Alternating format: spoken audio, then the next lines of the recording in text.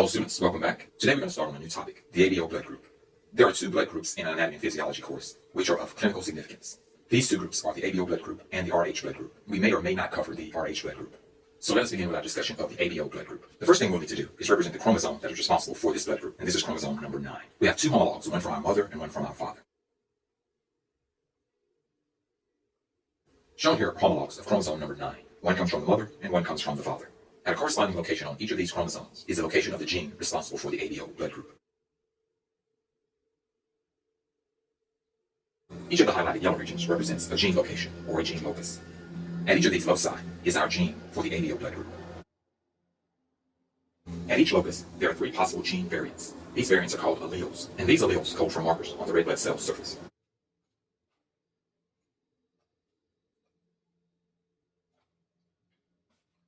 Shown here are the surface markers that result from the 3 possible gene variants, or alleles. Here we have the A surface marker, the B surface marker, and the no surface marker.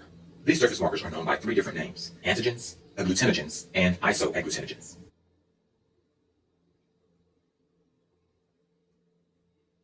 Because the letter A is used as one of the blood types, it would be confusing to use the letter A as a designation for the allele. For that reason, we use the letter I. And so for these 3 alleles, we have isoagglutinogen A, isoagglutinogen B, and no isoagglutinogen.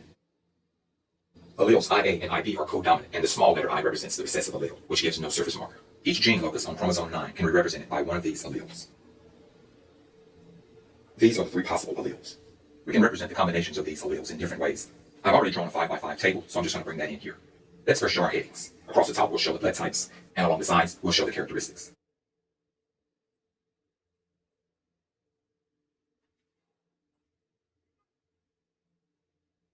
So across the top, we have our blood types, and down the side, we have our characteristics. Let's first represent the alleles. In order to have type A, we can either have homozygous dominant or heterozygous dominant. And the same for type B.